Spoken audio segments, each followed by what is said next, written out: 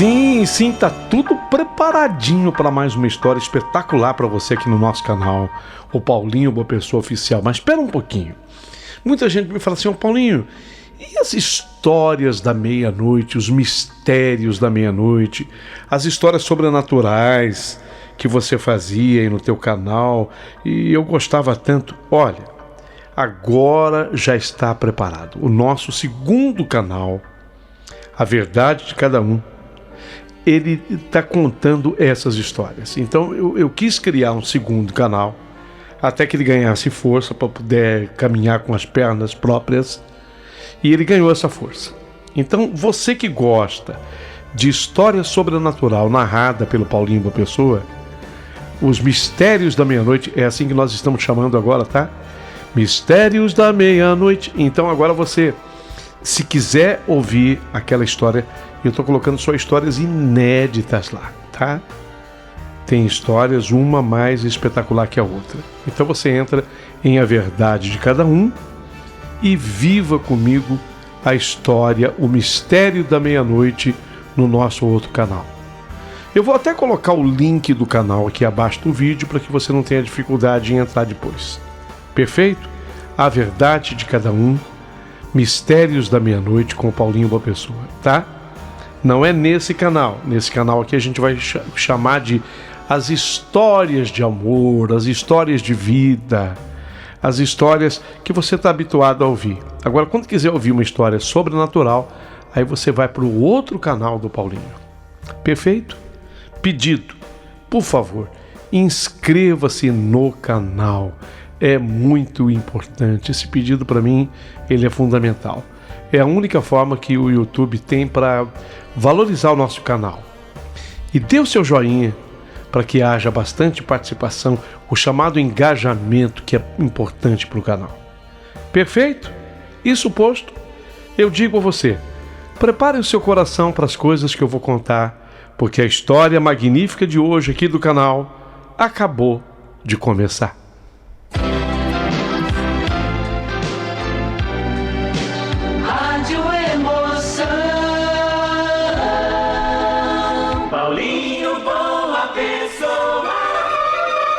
A Verdade de Cada Um.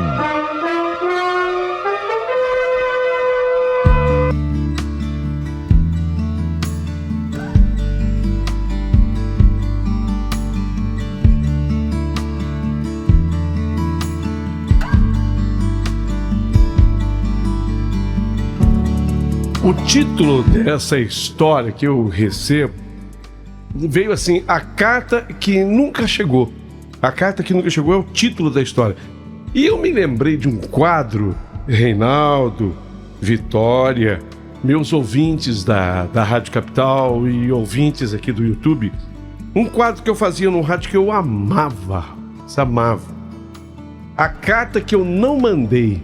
A Carta que eu não mandei era um quadro muito forte, de pessoas que escreviam aquela carta que elas tinham vontade de ter enviado para uma pessoa, mas que não enviaram. A carta que eu não mandei.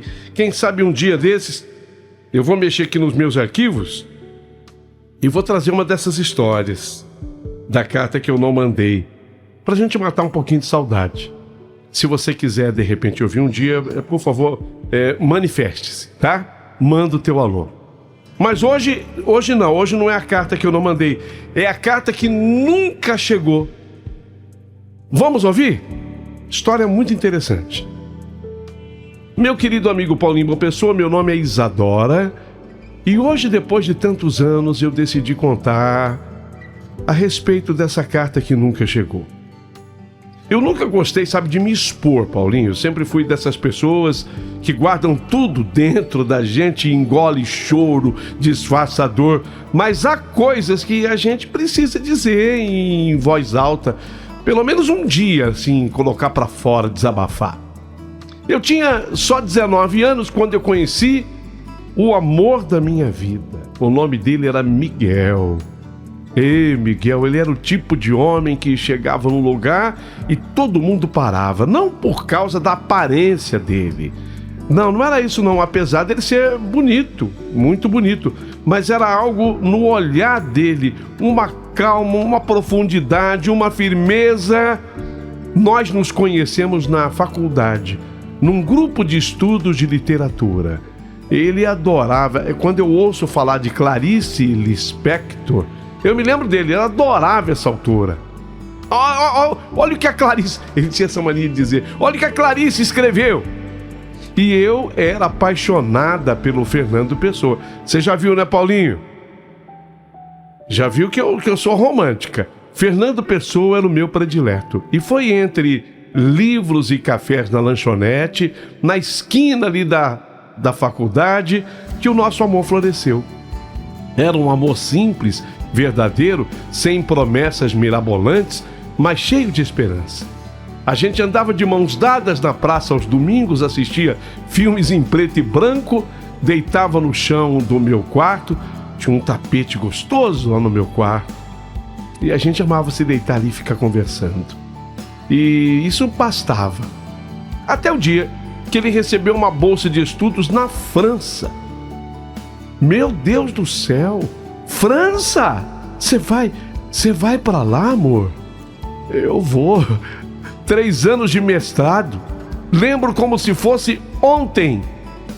Daquele dia que ele me contou: Isa, eu queria que você fosse comigo, Isa. Ele disse segurando as minhas mãos: mas você sabe que não dá, né, amor?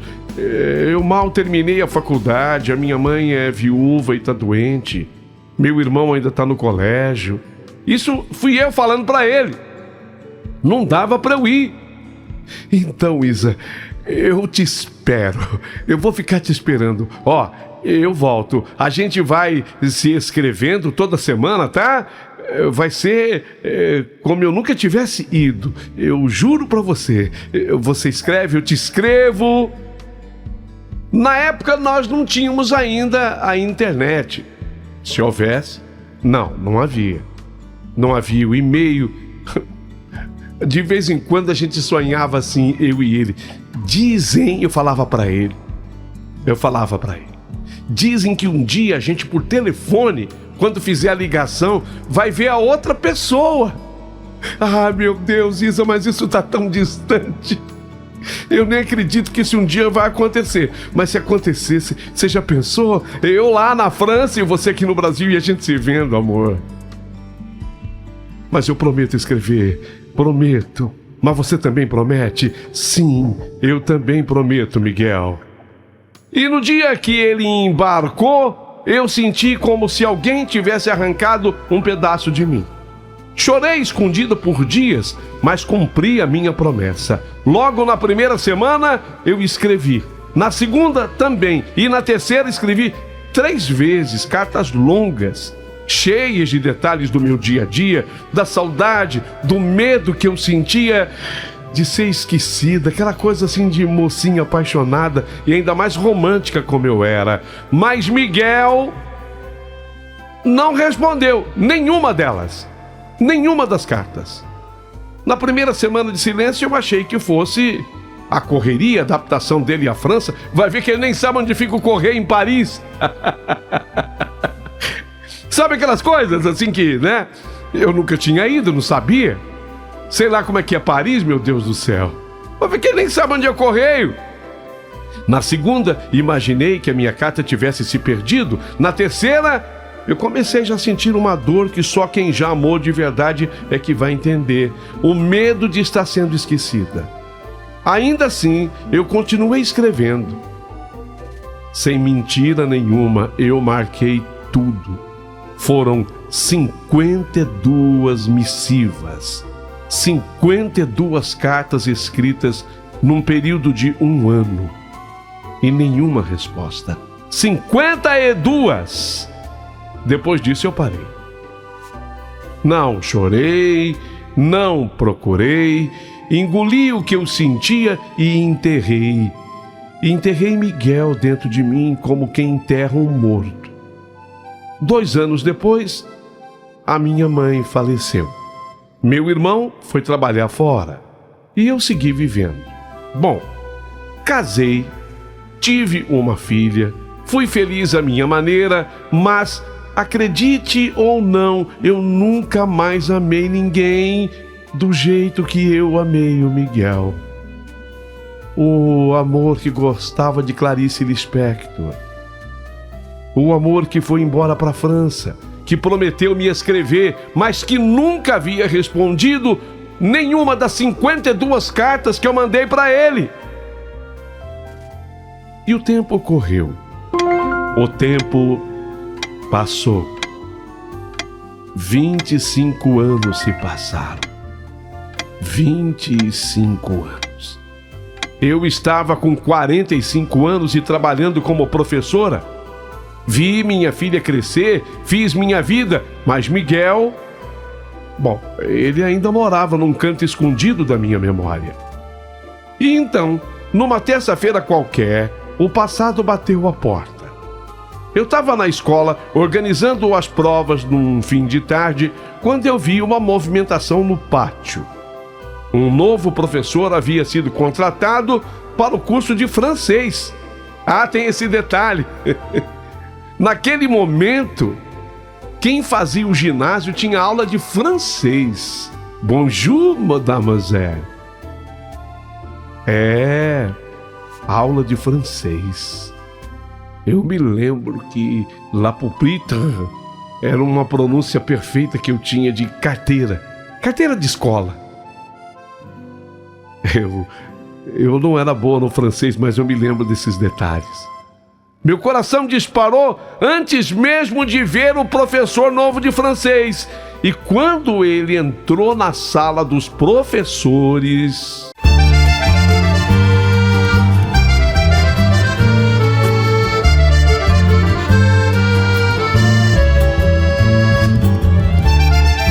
eu soube.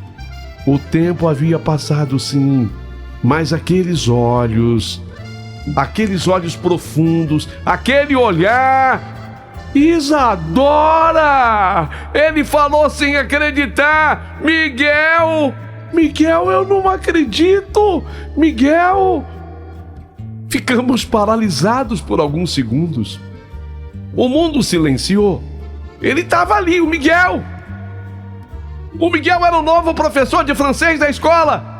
Estava ali na minha frente, mais velho, com alguns fios de cabelos brancos, marcas de expressão no rosto, mas era ele, o mesmo Miguel. Meu Deus do céu, Miguel, que emoção! Saímos da escola juntos, meio que atordoados. Bom, adivinha? Se nós nos conhecemos numa cafeteria, escolhemos o quê? Uma cafeteria pertinho da escola.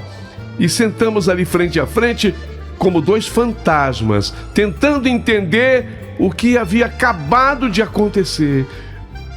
Ô Isa, você não vai acreditar, eu procurei você, Isa, durante tanto tempo.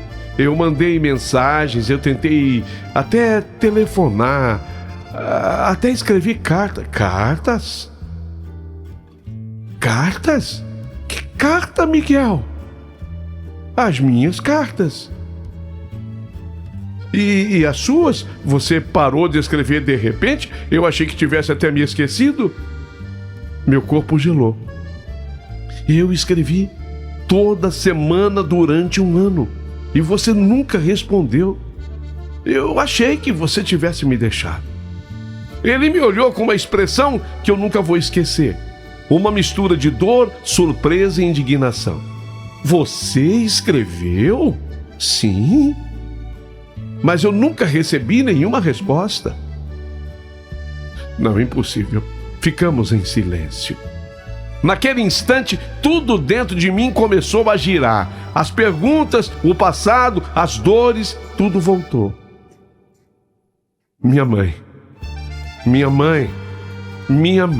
Ele começou hesitante. Na época, a mãe dele era contra o nosso namoro. Achava... Bem, aí o Miguel explicou.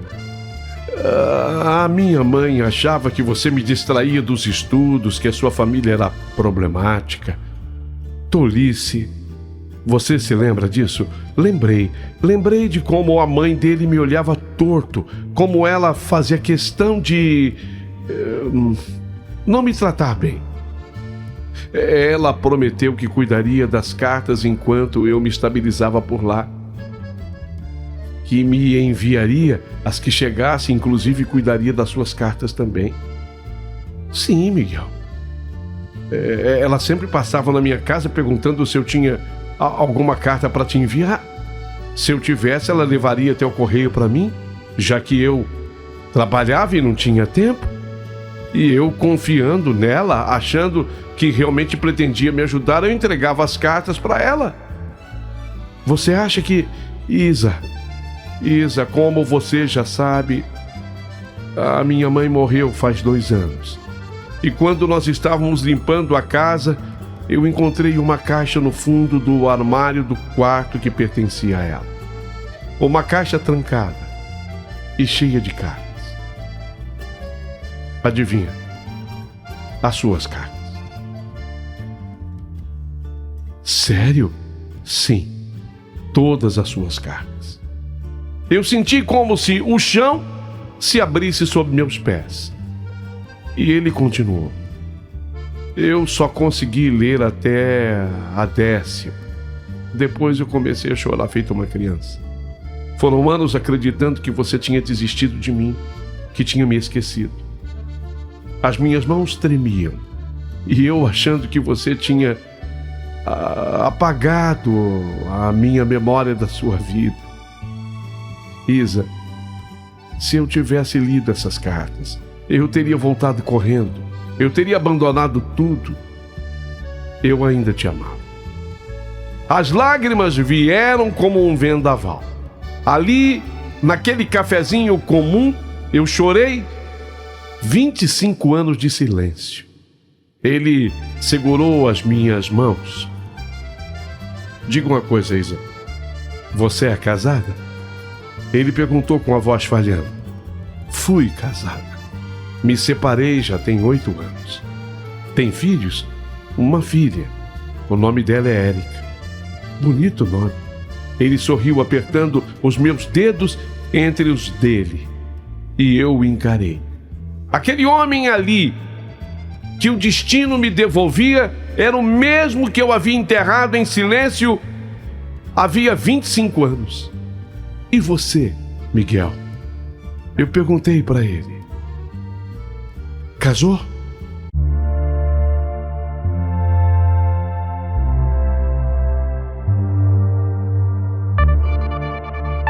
Nunca me casei. Tive, sim, alguns relacionamentos, mas ninguém foi você. Nos vimos outras vezes depois disso. Aos poucos fomos resgatando o que éramos. Passávamos pela praça onde andávamos de mãos dadas, ríamos, lembrando dos filmes antigos em branco e preto que assistíamos, do quarto, do tapete no meu quarto onde ficávamos deitados. Ele até tentou me ensinar algumas palavras em francês. Eu tinha imensas dificuldades com a língua. Pupitre. É o que eu sei falar. O que você acha? Pronúncia perfeita para carteira de escola, professora. Repete. Le pupitre. Aí, le pupitre. Exatamente, professora. Mas obviamente que eu era péssimo em sotaque. Mas havia um medo dentro de mim. O medo de que fosse tarde demais. Até que um dia, sentados num banco do parque, ele segurou meu rosto com as 2 mãos e falou: Isa, você quer saber o que eu mais desejei todos esses anos? O quê? Te encontrar de novo, nem que fosse só por 1 minuto. Só para dizer que eu nunca deixei de te amar. Eu fechei os olhos. Miguel, a gente já perdeu tanto tempo. Mas talvez ainda tenhamos o suficiente, Isa. E naquele dia ali mesmo, ele me beijou. Foi um beijo maduro, diferente, com gosto de reencontro e de saudade. Um beijo de quem perdeu metade da vida e agora se reencontrava com a outra metade. Hoje nós estamos juntos, não como dois jovens apaixonados, mas como dois sobreviventes de uma guerra chamada destino. E toda vez que eu olho para ele, eu penso nas 52 cartas, nas palavras que ele nunca leu, na dor que poderia ter sido evitada e na força do amor que mesmo calado resistiu. Miguel me diz às vezes que quer publicar as cartas num livro. Eu sorrio, mas no fundo eu sei que aquelas palavras foram escritas para ele, só para ele. E mesmo que ele tenha ficado assim, com esse desejo, e que as cartas tenham ficado presas por tantos anos, hoje finalmente elas chegam onde sempre deveriam ter chegado, no coração dele. Pois é, quando Miguel me beijou naquele banco da praça, eu senti como se um tempo novo tivesse começado. Era estranho e ao mesmo tempo doce. Amar o homem que eu já tinha amado antes era como reencontrar uma música da adolescência e perceber que ela ainda sabia tocar fundo. Nós começamos a nos ver com mais frequência e dessa vez sem a pressa da juventude. Miguel vinha jantar em casa toda sexta, tomava café comigo aos sábados de manhã e aos poucos foi se tornando uma presença suave na minha rotina. Mas havia algo que ainda não acontecera: apresentá-lo à minha filha. A Érica tinha 21 anos. Uma moça sensível, madura, mas também protetora demais a meu respeito. Ela conheceu o meu ex-marido e viu o quanto eu sofri naquele casamento, o pai dela. E desde então, sempre foi desconfiada com qualquer sinal de que eu pudesse voltar a me envolver. Mãe, sempre tenha muito cuidado, mãe, porque as pessoas são más. E eu não quero que a senhora sofra mais do que já sofreu. Fiquei enrolando por semanas, até que numa manhã de domingo criei coragem. Érica, eu queria te apresentar alguém que é muito especial na minha vida. Ela me olhou com aquela sobrancelha arqueada que sempre fazia quando desconfiava de algo. Alguém? Quem, mãe? Tipo namorado? Mais ou menos isso. Um antigo amigo da minha juventude e que a gente se reencontrou há pouco tempo.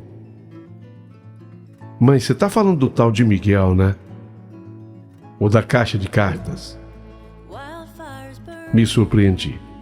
E como você sabe disso? Eu te ouvi contando pra tia Glória pelo telefone e vi você lendo uma das cartas, outro dia ali no sofá. Eu acho que eu estava dormindo, mas eu acordei só para te escutar. Eu sorri. Ela sabia mais de mim do que eu imaginava. E o que você acha de conhecê-lo? Acho justo. Se ele partiu e depois de 25 anos voltou, merece uma chance, né, mãe? E você também. E depois, pelo que escutei da carta que a senhora leu, ele é de fato o grande amor da sua vida. Ela me abraçou e naquela noite Miguel veio jantar. Érica foi educada, mas assim, distante no início. Fez perguntas pontuais, observou cada detalhe, mas bastou ele contar como encontrou as cartas escondidas pela mãe e como chorou lendo cada uma para vê-la se emocionar. Então, você ainda ama minha mãe, Miguel? A Érica perguntou olhando firme nos olhos dele. Érica, eu não deixei de amar sua mãe um dia sequer. Eu tinha certeza que o destino havia reservado esse reencontro. Ela assentiu em silêncio e antes dela ir dormir me falou baixinho. Mãe, se ele te fizer sofrer, eu quebro as pernas desse cara, tá? Tá, eu respondi rindo, mas acho que dessa vez vai dar certo, filha. Nos meses que se seguiram, Miguel e eu nos aproximamos ainda mais. Começamos a falar sobre o passado com mais liberdade.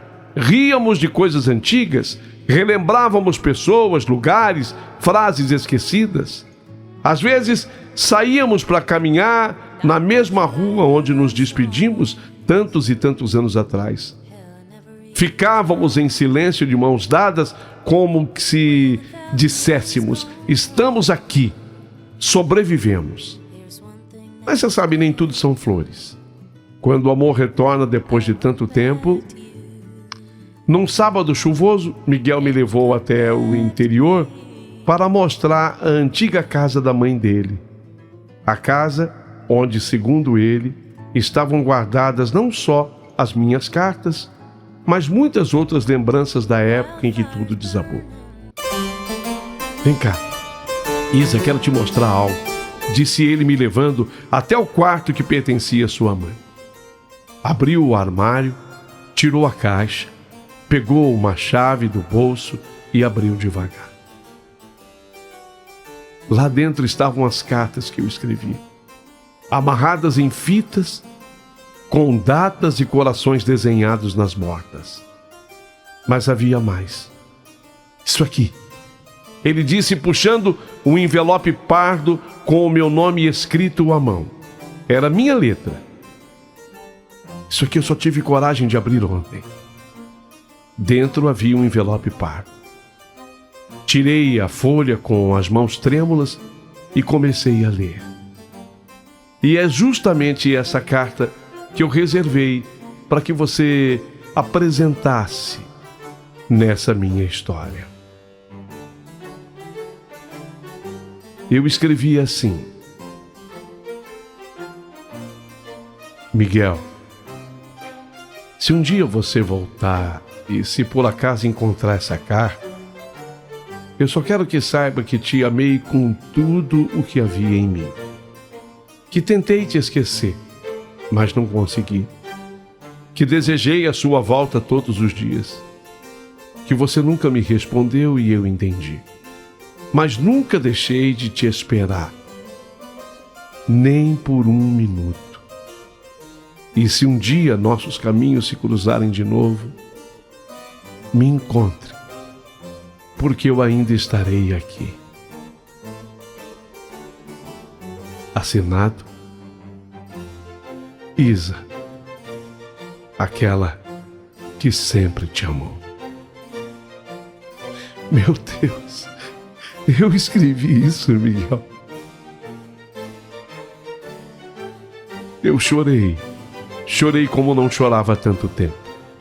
Na volta para casa, no silêncio do carro, não por tristeza, mas por tudo que finalmente se encaixava. Sabe do que mais me arrependo, Miguel? Eu perguntei. Do que você se arrepende, Isa? De não ter ido atrás de você. Eu podia muito bem, eu comecei a trabalhar. Passei a trabalhar numa editora onde eu me tornei corretora de textos. Eu não ganhava mal. Eu tinha até o dinheiro, sabe? Eu podia ter comprado uma passagem e ter ido, por exemplo, para Paris e ter batido na sua porta. Ter ido atrás de você, ter gritado por você. Nós não teríamos perdido esses 25 anos, né, amor? Faltou expediente. É uma expressão do meu tempo. Faltou expediente. Faltou uma atitude, faltou ação. Ele segurou a minha mão no volante. Eu me arrependo de não ter desconfiado da minha mãe, sabe, Isa? De ter confiado tanto nela. Você vê? A minha própria mãe. Por que não? Me traiu. Paramos o carro e nos olhamos. Mas talvez fosse assim que tinha que ser mesmo. Por quê? Para a gente aprender que quando o amor é verdadeiro, ele sobrevive até ao silêncio. Poucos dias, algo mudou. Miguel recebeu uma ligação de um advogado da família. Ao que parecia, a mãe dele tinha deixado uma carta, uma espécie de confissão guardada com um tabelião da cidade, a ser entregue apenas se ele um dia voltasse ao Brasil. E no documento, ela revelava não apenas ter escondido as minhas cartas, mas também havia escondido outras coisas dele. Ela interceptou um envelope em que Miguel me contava que viria ao Brasil no fim do primeiro ano. E ele viria me pedir em casamento. Ela jogou o envelope fora. Eu poderia ter me casado com Miguel. Poderíamos ter vivido tudo desde o início, mas não vivemos, porque uma pessoa decidiu controlar o destino de dois corações. E o nosso erro foi confiar exatamente nessa pessoa. Ele confiava e eu também. Naquela noite o Miguel chorou e eu chorei com ele. Ela nos tirou 25 anos, Isa. Como é que a gente vai recuperar isso? A gente vai recuperar sim, mas ela não tirou o que somos agora. E o que somos? Sobreviventes e amantes ainda. Ele me abraçou tão forte que eu senti todos os pedaços do passado se encaixando dentro de mim. Aquela viagem que eu não fiz a Paris, fiz com ele. Foi a viagem mais espetacular da minha vida. Fomos aos lugares mais fantásticos e incríveis, porque ele não era um parisiense turista. Ele era um camarada que havia vivido lá. E por muito tempo, e por muitos anos. Me levou no que é tradicional em Paris, mas me levou nos becos, em lugares que só ele conhecia. Foi o passeio mais romântico da minha vida. Hoje vivemos juntinhos. Não nos casamos oficialmente, ainda não. Mas moramos na mesma casa. Tomamos café olhando o jardim e voltamos a assistir filmes em preto e branco. E eu comprei um tapete, não é exatamente igual àquele que eu tinha no quarto, mas é um tapete gostoso também. Eu estendo no meu quarto e ali a gente se deita, um do lado do outro. Érica, minha filha, o adora. Chama de padrasto poético. Eu adoro a Clarice Lispector. Ele não perdeu o hábito de dizer. Eles vivem trocando livros, aceitando e recitando trechos de poesias, especialmente de Clarice Lispector. Eu às vezes ando com algum Fernando Pessoa. Mas eu estou em paz. Às vezes ainda leio uma ou outra carta do passado. Não por dor, mas por gratidão. Afinal de contas, eu escrevi aquilo num momento de tanto sentimento. Essas cartas me lembram que esperei o tempo certo e que ele veio. Que a vida, mesmo quando nos é arrancado aquele direito de vivê-la naquele momento exato, de alguma forma a gente tem uma compensação. Aprendi também que o amor verdadeiro, ainda que guarde silêncio por décadas, um dia sempre encontra o caminho da volta. Miguel era um sonho antigo que se tornou realidade.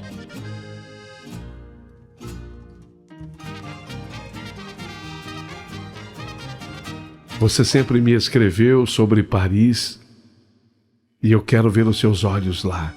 Você é louco, Miguel. Louco, sim, por você. Passamos mais de um mês por lá. Mais de um mês. Visitamos o Notre Dame. Deixamos um cadeado na Ponte d'Art com nossos nomes e a data do nosso reencontro. Andamos sem rumo por Saint-Germain rimos das nossas dores antigas e inventamos diálogos como se fossem personagens de um filme antigo. Numa noite fria no alto da Torre Eiffel, Miguel fez a mais linda declaração. A mais linda e verdadeira declaração. Dias depois da viagem a Paris,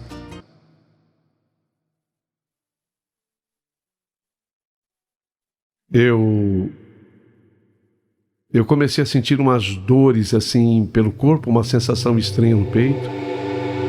Fiz exames acreditando que fosse apenas uma ansiedade ou desgaste, mas a médica foi direta comigo. Isadora, nós encontramos um nódulozinho em você e precisamos investigar com urgência. Naquele instante, todo o encanto que eu estava sentindo apareceu se afastar dos meus olhos. Voltei para casa com o peso da dúvida, tentando não preocupar ninguém. Só que a Érica, minha filha, percebeu no mesmo dia. Miguel nem precisou que eu dissesse. Pode se abrir, Isadora. O que você tem? Tô com medo, Miguel. Medo? Eu também tenho, mas eu estarei com você em tudo. Até o fim. Os dias seguintes foram de exames, biópsia, noites em claro, mãos dadas no escuro. E o resultado saiu uma semana depois. Isa, lamentavelmente, é um tumor de fato. Sim, é maligno, mas a boa notícia é que está no começo e com o tratamento temos ótima chance. Respirei fundo. Miguel segurou a minha mão com firmeza. Nós vamos passar por isso, Isa. Juntos. Agora que eu te encontrei, não te largo mais. E começamos o tratamento. Quando eu perdi o cabelo, achei que ele fosse se afastar. Foi quando ele mais grudou em mim. Perdi peso, energia e às vezes até a esperança. Nessas horas me batia uma revolta. Por que eu não curti ao lado deles os 25 anos que estivemos separados? Agora vai ver que eu tenho tão pouco tempo.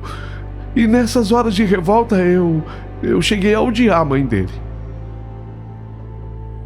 Mas por ele eu nunca perdi o amor. E nem o amor dele se afastava de mim. Miguel estava comigo em cada consulta, cada madrugada, cada silêncio. Trazia flores em dias tristes, bilhetes nos dias de dor, e o sorriso dele era como um cobertor no inverno da alma. Érica, minha filha, ao ver tudo aquilo, se aproximou ainda mais dele. Sabe, Miguel, ela disse um dia, enquanto me cuidava: se você tivesse sido meu pai, eu acho que eu teria me apaixonado pelo meu pai.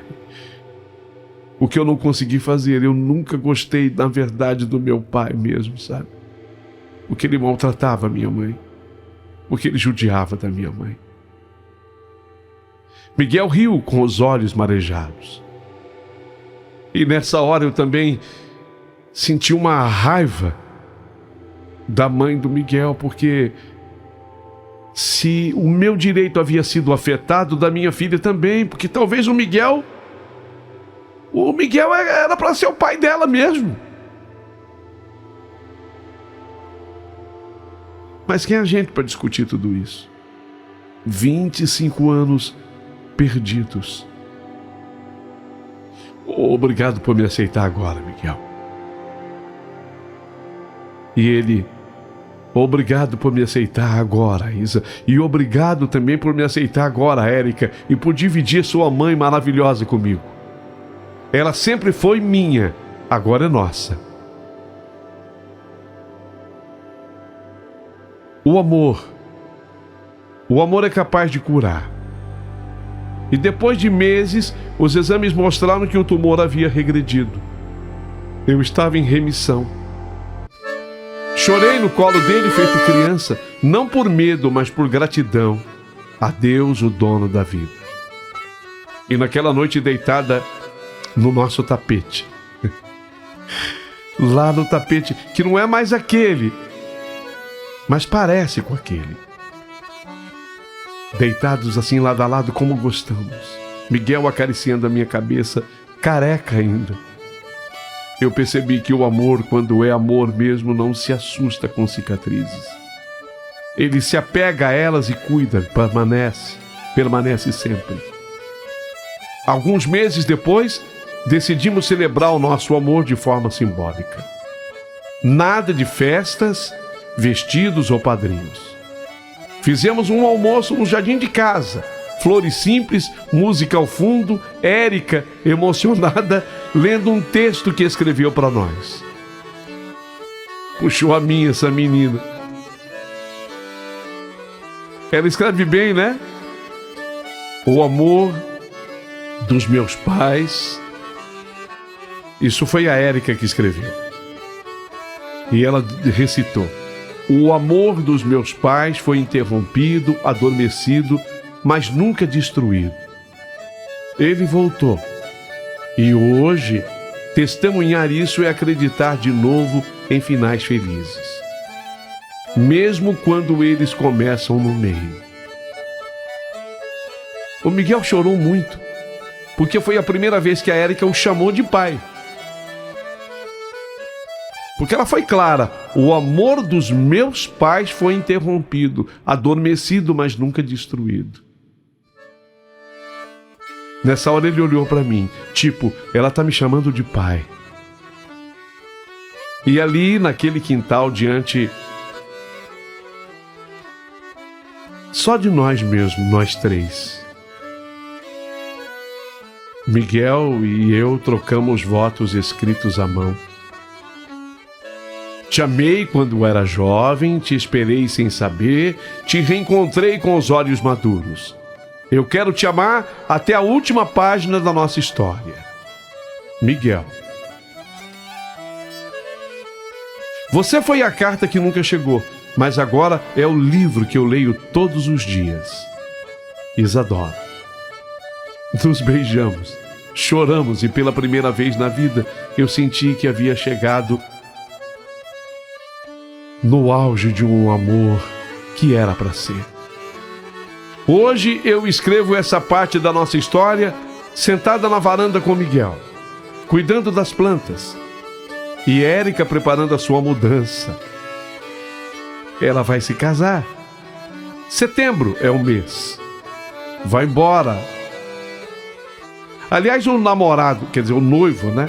Já tem tudo pronto. Pedro, um rapaz doce, paciente, como ela merece. E eu tô vivendo. Ainda faço exames, ainda tenho medo. Mas agora sei que, mesmo que a vida me surpreenda outra vez, eu não estarei sozinha. Miguel está aqui. Porque o amor verdadeiro, ele não chega com pressa. Ele não se perde no tempo. Ele pode até ser atrasado por mãos alheias, por silêncio, por distância. Mas quando é para ser, ele volta e fica. E hoje, depois de tanto tempo, estou aqui, sentada na nossa varanda, com uma caneca de café ao lado, o caderninho nas mãos e o Miguel bem aqui, sorrindo, enquanto ele lê por cima do meu ombro. A gente ri, porque muito tempo eu sonhei com esse momento. Sonhei em contar a nossa história. Sonhei em dividir com o mundo tudo que a gente viveu, tudo que a gente superou, tudo que parecia impossível, mas aconteceu. Miguel até brincou agora há pouco. Vai mesmo mandar essa história pro rádio? Você tem certeza que alguém vai querer ouvir tanta confusão? Tanto drama? E eu só respondi: ah, Miguel, Se tem uma coisa que as pessoas gostam de ouvir, é sobre amores que sobreviveram há tanto tempo. E o nosso não pode ser esquecido. A verdade é que se alguém tivesse me dito lá atrás que depois de 25 anos a gente iria se reencontrar, eu teria rido, teria chamado de loucura, mas a vida tem dessas coisas. Ela dá voltas, vira a gente do avesso e de repente, quando a gente menos espera, tudo faz sentido. Hoje, quando olho para ele aqui do meu lado e vejo os fios de cabelos brancos, as marcas de expressão, os olhos que ainda brilham feito menino, eu penso, que sorte a minha, que sorte a nossa. Para quem acompanhou a nossa história até aqui, para você que está aí agora ouvindo essa carta, sendo lida no rádio, eu só queria dizer uma coisa: nunca é tarde. Olha, por favor, leve a sério o que eu vou te dizer. Se você acha que o teu tempo passou, que não dá mais, eu acho que para mim acabou. Não pense assim, nunca é tarde. Nunca é tarde para perdoar, para recomeçar, para olhar para trás e entender que tudo que a gente viveu, até mesmo os silêncios, os desencontros, as dores, tudo isso tem um propósito. Se não fosse tudo aquilo, eu não estaria aqui agora escrevendo essa carta com o Miguel me olhando com essa cara de quem ainda se pergunta como foi que conseguiu me reconquistar. Ele está rindo aqui agora. Está dizendo que eu estou dando um tom dramático a tudo. Eu sou dramática.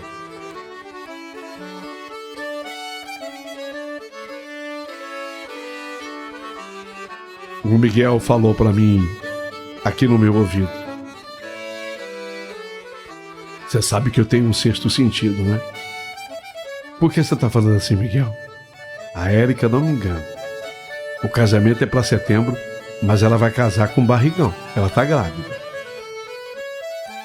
Será? Eu torço para que seja verdade. Assim eu termino a minha carta. E gostaria que vocês comentassem. Por favor, sou eu, Isadora Monteiro. Aquela que teve a vida travada por 25 anos. E que achava que o Miguel nunca mais apareceria. Pois ele foi trabalhar exatamente na escola que eu trabalhava. Coisas da vida, coisas de Deus. E o que Deus une, ninguém separa. Ne me quitte pas significa não me deixe.